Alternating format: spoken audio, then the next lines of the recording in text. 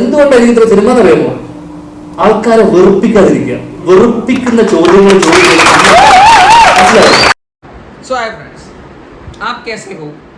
താങ്കൾക്ക് സുഖമാണോ, താങ്കൾ എങ്ങനെ ഇരിക്കുന്നു എന്നൊക്കെയുള്ള ഒരു ചോദ്യത്തിനുള്ള ഒരു ഉത്തരം നാളെ നമുക്ക് കാണാം. അതായത് ധ്യാൻ ശ്രീനിവാസൻ ഒരു സിനിമ ഇറങ്ങുന്നുണ്ട്, ആ കേസെ ഹോ എന്ന് പറയുന്ന സിനിമ. അപ്പോൾ ആ സിനിമയുടെ സംവിധായകൻ വിനയ് ജോസാണ്, മാനുവൽ ക്രൂസാണ് അതിൻ്റെ പ്രൊഡ്യൂസർ, ധ്യാൻ ശ്രീനിവാസ് അതിൻ്റെ റൈറ്റർ, നമ്മുടെ ശ്രീനിവാസൻ സാർ അതിനകത്ത് അഭിനയിക്കുന്നുണ്ട്. അതുപോലെ രമേശ് പിഷാരടി, നമ്മുടെ ദർശൻ, ദിവ്യദർശൻ, മുകേഷൻ അങ്കിളാണ്.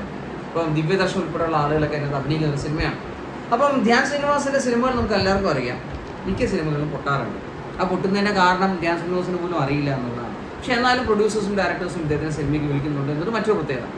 അദ്ദേഹത്തിൻ്റെ സിനിമയ്ക്ക് മുമ്പ് ഒരു പ്രൊമോഷൻ ഭാഗമായിട്ട് ഒരു നമ്മുടെ മീഡിയ സുഹൃത്തുക്കളെല്ലാവരും തന്നെ, ഓൺലൈൻ മീഡിയയും ഓഫ്ലൈൻ മീഡിയയും എല്ലാ മീഡിയാസും കൂടെ ചേർന്നിട്ട് ഒരു ഇൻ്റർവ്യൂ നടത്തിയാണ്. അതിനകത്ത് ഈ പറഞ്ഞ പ്രൊഡ്യൂസറും ഡയറക്ടറും നമ്മുടെ ധ്യാൻ ശ്രീനിവാസൻ, രമേശ് പിഷാരടിയും ഈ ദിവ്യദർശൻ ഉൾപ്പെടെയുള്ള വന്നിട്ടാണ്. അതിനകത്ത് കുറച്ച് ചോദ്യങ്ങൾ ചോദിച്ച് വെറുപ്പിച്ചിട്ടുണ്ടായിരുന്നു. അപ്പോൾ എന്തൊക്കെയാണ് ചോദ്യങ്ങൾ ചോദിച്ചാൽ നമുക്ക് നോക്കാം. അപ്പോൾ ഇതാണ് തുടക്കം, നമുക്കൊന്ന് കേട്ട് നോക്കാം. എടാ, നിനക്ക് ഇതിന്റെ പെറിഫറൽ ആയിട്ടുള്ള കാര്യങ്ങൾ മാത്രമേ അറിയുള്ളൂ. ഒരു പ്രൊഡ്യൂസറും ഒരു ഡയറക്ടറും ഒരിക്കലും എന്നെ വെച്ചിട്ട് എത്ര പടം പൊട്ടി, എന്നെ വെച്ചിട്ട് എന്തിനാ വീണ്ടും വീണ്ടും പടം എടുക്കുന്നത്?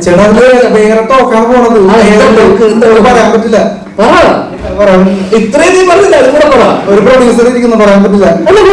നീ പറഞ്ഞോ. അതായത് ചേട്ടന്റെ കമന്റ്സിൽ വരുന്നത് കള്ളപ്പണം വെളുപ്പിക്കൽ സ്റ്റാർ എന്നൊക്കെയാണ്. ആയിക്കോട്ടെ, കള്ളപ്പണം വെളുപ്പിക്കാൻ വേണ്ടിയാണ് എന്നുള്ളതാണ് പറയുന്നത്.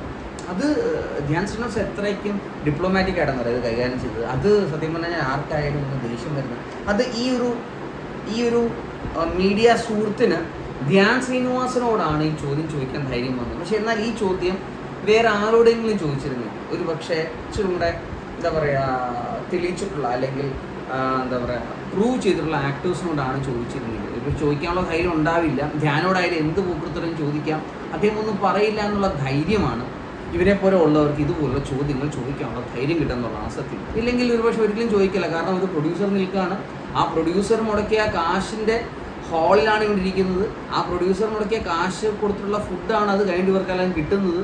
അതിൻ്റെയെങ്കിലും ഒരു ഇത് കാണിക്കണമായിരുന്നു. അല്ലാതെ ധ്യാൻ ശ്രീനിവാസൻ സിനിമകൾ എടുക്കുന്നത് കള്ളപ്പണം വെളുപ്പിക്കുകയാണ് എന്നുള്ള ഇറിറ്റേറ്റിംഗ് ചോദ്യം ചോദിച്ചതാണ് ആ ഒരു മാധ്യമ സുഹൃത്ത് ചെയ്ത ഏറ്റവും വലിയ ഊക്കൃത്തരം എന്നാണ് പറയാം. ഓക്കെ, ബാക്കി ഒന്ന് കേൾക്കാം. അവർക്ക് ഗുണമുണ്ടാകണമെന്ന് ഞാനതല്ല വിളിപ്പിക്കുന്നത്. എനിക്ക് അക്കൗണ്ടിലാണ് ഇതൊന്നും അതുകൊണ്ട് എനിക്കെന്താണ് ഗുണം? ആ രീതിയിൽ അവർക്ക് ഗുണം ഉണ്ടാകുന്നുണ്ടോ? അപ്പൊ എന്റെ പറയാൻ നഷ്ടമായില്ല, എല്ലാരും പഠിപ്പിച്ചില്ലേ? പൈസ എല്ലാം വന്നില്ലേ? ഡയറക്ടർ പ്രൊഡ്യൂസർ സ്ക്രിപ്റ്റ് വായിച്ച് നോക്കണമെന്നൊക്കെ പറയുന്നുണ്ട്. ഇത് വായിച്ചു നോക്കാതെ ഒന്നുമല്ല ഒരു സിനിമ ഇറങ്ങുന്നത്. ഇറങ്ങുമ്പോ അങ്ങനെ അത്രയും ഇവിടെ ഇറങ്ങുന്ന അത്രയും സിനിമ ജനങ്ങൾക്ക് ആവശ്യമില്ല. 150 സിനിമ ഇറങ്ങുന്നുണ്ട്, 12 മാസമല്ലേ ഉള്ളൂ, 365 ദിവസമുണ്ട്, 150 ദിവസമൊക്കെ ആൾക്കാർക്ക് സിനിമ ഉണ്ട്. അപ്പൊ അത്രയും ചോയ്സ് ഉണ്ട്. എല്ലാ സാധനവും ഇവിടെ ഒരുപാട് ഇറങ്ങുന്നുണ്ട്. ഇവിടെ ഇറങ്ങുന്ന ബിസ്ക്കറ്റും പേസ്റ്റും അരിയും. പിഷാരടി ആണെങ്കിൽ പോലും അതിനെ വളരെ നയപരമായിട്ട് കൈകാര്യം ചെയ്യുന്നു. കുറേ സിനിമകൾ ഇറങ്ങുന്നുണ്ട്, എല്ലാവർക്കും എല്ലാ സിനിമകളും ഇഷ്ടപ്പെടണമെന്നില്ല, ഓരോരുത്തരും ഓരോ രീതികൾ പോകുന്നു. പക്ഷെ അത് മാത്രമല്ല, ധ്യാൻ ശ്രീനിവാസൻ പറയുന്ന മറ്റൊരു കാര്യങ്ങളുണ്ട്. അതായത് ശരിയാണ്, ഇഷ്ടംപോലെ സിനിമകൾ ഇറങ്ങുന്നുണ്ട്, പൊട്ടുന്നുമുണ്ട്. അത് നീ പറഞ്ഞ പോലെ പ്രൊഡ്യൂസർമാർക്ക് കള്ളപ്പണം വെളുപ്പിക്കാനുള്ള മാധ്യമമായിട്ടാണ് കാണുന്നതെങ്കിൽ അതുകൊണ്ട് പ്രൊഡ്യൂസർമാർ രക്ഷപ്പെട്ടില്ല. അപ്പോൾ പിന്നെ പടം എങ്ങനെ പൊട്ടുന്നു എന്നുള്ള നർമ്മപരമായിട്ട് അദ്ദേഹം കൈകാര്യം ചെയ്യുന്നതാണ്. ബാക്കിയാണ് കേൾക്കാം. ആവശ്യമില്ലാത്ത ചോദ്യം നീ ചെയ്തപോലെ തന്നെ അവര് ചോദിക്കണം. ഞാൻ സീരിയസ് ആവണോ, ഞാൻ എന്താണെന്നുള്ളത് നീ എനിക്ക് പറഞ്ഞു തരണ്ടല്ലോ മോനെ. ഒരു സെക്കൻഡ്, ഞാൻ അത് വിടും. അതായത് അത് സീരിയസ് ആയിട്ടൊക്കെ എടുക്കുന്നുണ്ട്, സിനിമ പൊളിയുന്നു. ഈ പൊളിഞ്ഞു എന്നുള്ള കാര്യം മനസ്സിലാക്കുന്നുണ്ട്. ഞാൻ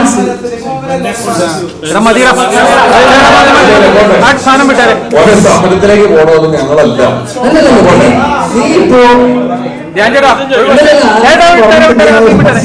ചോദ്യങ്ങളൊക്കെ ചോദിക്കുമ്പോൾ നമ്മൾ ഒരാളെ ഇരുത്തി അപമാനിക്കുന്ന തരത്തിലുള്ള ചോദ്യങ്ങൾ ചോദിക്കാതിരിക്കുക. സത്യം പറഞ്ഞു കഴിഞ്ഞാൽ നിങ്ങൾ അവരുടെ സിനിമയുടെ പ്രൊമോഷന് വേണ്ടി വന്ന് മാത്രമല്ല, നിങ്ങൾ അവരുടെ വീഡിയോ എടുത്ത് അതിലൂടെ പണം സമ്പാദിക്കാൻ വന്നതാണ്. നമുക്ക് തെറ്റായ ധാരണയുണ്ട്. നമ്മൾ ഇങ്ങനെ സോഷ്യൽ മീഡിയ സുഹൃത്തുക്കൾ ഇവരുടെ സിനിമ പ്രൊമോട്ട് ചെയ്ത് അവരെ വിജയിപ്പിക്കും. അങ്ങനെ വിജയിപ്പിക്കണം ഒരു ആഗ്രഹമില്ല. അവിടെ ഉള്ളവർക്ക് ആർക്കും തന്നെ ആഗ്രഹമില്ല. അവരുടെ ആഗ്രഹം സ്വന്തം ചാനലിനെ വളർത്തിയെടുക്കണമെന്ന് മാത്രമേ ഉള്ളൂ. അല്ലാതെ 1% പോലും എനിക്ക് തോന്നുന്നില്ല ധ്യാൻ ശ്രീനിവാസൻ്റെ ഈ ആപ് കേസേ ഹോ എന്ന് പറയുന്ന സിനിമ വിജയിക്കണം. അതിലൂടെ ധ്യാൻ ശ്രീനിവാസൻ ഉൾപ്പെടെയുള്ള പ്രൊഡ്യൂസർ ഉൾപ്പെടെയുള്ള ആളുകൾക്ക് നല്ല രീതിയിലുള്ള പണം സമ്പാദിക്കണം. നമ്മുടെ സുരേഷ് കുമാർജി പറയുന്ന പോലെ ഗ്രോസ് ഇൻകം അതിനകത്തുനിന്ന് കിട്ടണം എന്നുള്ള ചിന്തകൾ ആർക്കും ഇല്ല. ഇതൊരു എന്താ പറയുക, അതിനകത്ത് ഒരു കണ്ടന്റാണ്. കണ്ടന്റ് ക്രിയേറ്റ് ചെയ്യാൻ വേണ്ടി എന്തൊക്കെ ചോദ്യങ്ങൾ ചോദിക്കാൻ പറ്റുമോ, എങ്ങനെയൊക്കെ വൈറലായിട്ടുള്ള ചോദ്യങ്ങൾ ചോദിക്കാൻ പറ്റുമോ, അതിലൊരാളുടെ മാനസിക നില തകർക്കുന്നതാണോ അല്ലെങ്കിൽ അയാൾക്ക് ബുദ്ധിമുട്ടുള്ളതാണോ അതൊന്നും ചിന്തിക്കാത്ത രീതിയിൽ തന്നെ മാക്സിമം ചോദിച്ച് വെറുപ്പിക്കണം. എന്നിട്ട് അവൻ്റെ തന്നെ കാശ് മുടിപ്പിക്കാൻ വേണ്ടി ബാക്കിയാണ് കേൾക്കാം. എന്തുകൊണ്ടാണ് ഇത്ര സിനിമ എന്നറിയാമോ? ആൾക്കാരെ വെറുപ്പിക്കാതിരിക്കുക. വെറുപ്പിക്കുന്ന ചോദ്യങ്ങൾ ഇവിടെ വേണ്ടത് വെറുപ്പിക്കരുത്. ഇവിടെ വേണ്ടത് ചുറ്റ് പടം ചെയ്യുക, ഇതൊന്നുമല്ല. അച്ചടക്കം, മര്യാദ, എവിടെ എന്ത് സംസാരിക്കണമെങ്കിലും വെറുപ്പിക്കാതിരിക്കുക. നീ ഇത്രയും ആൾക്കാരെ പറഞ്ഞിട്ട് നീ വെറുപ്പിച്ചു, എന്നെ വെറുപ്പിച്ചു, ഇത്രയും ആൾക്കാര്, നിനക്ക് ഒരു വില ഞങ്ങളെടുത്തുണ്ടോ? ഒന്നുമില്ലല്ലോ. നീ ഇത്ര തവണ ഞാൻ ചെയ്യേണ്ട കാര്യങ്ങൾ ഇത്രയേ ഉള്ളൂ. അച്ചടക്കം, മര്യാദ, വെറുപ്പിക്കാതിരിക്കുക. അവിടെ വന്ന ആളുകളോട് കുറച്ചൊരു വില ഇങ്ങനെ കൊടുക്കുക. ഇപ്പം ഇതാണ് ആ ഒരു ചർച്ച നടന്ന സംഭവം. എന്തായാലും ധ്യാൻ ശ്രീനിവാസന്റെ സിനിമകൾ നമുക്ക് ഏറെ എപ്പോഴും ഇഷ്ടമാണ്. അദ്ദേഹത്തിന് ഇന്റർവ്യൂ പോലെ തന്നെ സിനിമകൾ ഇഷ്ടമാണ്. അദ്ദേഹത്തിന്റെ സിനിമ നമ്മുടെ വിജയിക്കാൻ ഇരിക്കുമ്പോൾ പോലും നമ്മൾ പറയാറുണ്ട്, പക്ഷേ ധ്യാനിൻ്റെ സിനിമ വിജയിക്കണം. കാരണം ധ്യാനോടായിക്കോട്ടെ അല്ലെങ്കിൽ വിനീത് ശ്രീനിവാസനോടായിക്കോട്ടെ മലയാളികൾക്ക് പ്രത്യേകം ഇഷ്ടമുണ്ട് എന്നുള്ളത് ഒരു സംശയമില്ല. ഈ ഒരു ആപ് കേസേ ഹോ എന്ന് പറയുന്ന സിനിമ പോലും നമ്മൾ എന്തായാലും കാണും. നല്ലതാണെങ്കിൽ നല്ലതെന്ന് പറയും, മോശമാണെങ്കിൽ ധ്യാൻ ശ്രീനിവാസൻ കാരണം മോശമാണെന്ന് നമ്മൾ ഒരിക്കലും പറയില്ല. പക്ഷെ സിനിമയുടെ മറ്റ് ടെക്നിക്കൽ സൈഡോ അല്ലെങ്കിൽ മറ്റ് കഥാപശ്ചാത്തലമോ അല്ലെങ്കിൽ സ്ക്രിപ്റ്റിൻ്റെ പോരായ്മ കൊണ്ടായിരിക്കും ഒരുപക്ഷെ സിനിമ ഫ്ലോപ്പ് ആവുന്നത്. അല്ലെങ്കിൽ ധ്യാൻ എന്ന് പറയുന്ന നടൻ വളരെ സെലക്റ്റീവ് എന്ന് മാത്രമല്ല ഒരു ഹാർഡ് വർക്കർ ആയിട്ടാണ് എനിക്ക് ഫീൽ ചെയ്യുന്നത്. കാരണം നമ്മൾ തെളിച്ചിട്ടുള്ള സിനിമകൾ, ഇപ്പം നമ്മുടെ അടികപ്പിയുടെ കൂട്ടമണി ആയിക്കോട്ടെ അല്ലെങ്കിൽ വർഷങ്ങൾക്ക് ശേഷം ഉൾപ്പെടെയുള്ള സിനിമകളൊക്കെ തെളിയിച്ചിട്ടുണ്ട് ദാറ്റ് ഹി ക്യാൻ ഡു. അപ്പോൾ ഈ സിനിമകളും അദ്ദേഹത്തിന് ഇനി അവസരങ്ങൾ കിട്ടുന്നതുകൊണ്ട് തന്നെ നമുക്ക് ഡയറക്ടേഴ്സിനുമായിരിക്കും പ്രൊഡ്യൂസേഴ്സിനായിട്ടും ഒരു പ്രതീക്ഷ ഉണ്ടല്ലോ, ഇതുപോലൊരു നടൻ ഉറപ്പായിട്ടും അദ്ദേഹം നല്ല സംഭവങ്ങൾ തരാൻ സാധിക്കുമെന്നുള്ളത്. പിന്നെ ധ്യാൻ ശ്രീനിവാസൻ എന്ന് പറയുന്ന ബ്രാൻഡ് നെയിം അതൊരു പക്ഷേ ശ്രീനിവാസനിൽ നിന്ന് കിട്ടിയതാണോ അതല്ലെങ്കിൽ ബ്രദർ വിനീത് ശ്രീനിവാസൻ കിട്ടിയെന്ന് അറിയത്തില്ല. അദ്ദേഹത്തിൻ്റെ രീതിയിൽ അദ്ദേഹത്തിൻ്റെ ഒരു പാത്വേ അദ്ദേഹം ക്രിയേറ്റ് ചെയ്യുന്നുണ്ട് എന്നാണ് എനിക്ക് പേഴ്സണലി തോന്നുന്നത്. എന്തായാലും നമ്മുടെ കണ്ടന്റ് അതായിരുന്നില്ല. നമ്മുടെ കണ്ടന്റ് ഈ ഒരു പ്രസ് മീറ്റിൽ അല്ലെങ്കിൽ ഇതുപോലെ മീഡിയ മീറ്റിൽ ഇങ്ങനത്തെ ഉള്ള കുണഞ്ഞ ചോദ്യങ്ങൾ ചോദിച്ച് ആളുകളെ വെറുപ്പിക്കുന്നത് മാത്രമേ അപ്പുറത്തന്നെയുള്ളൂ.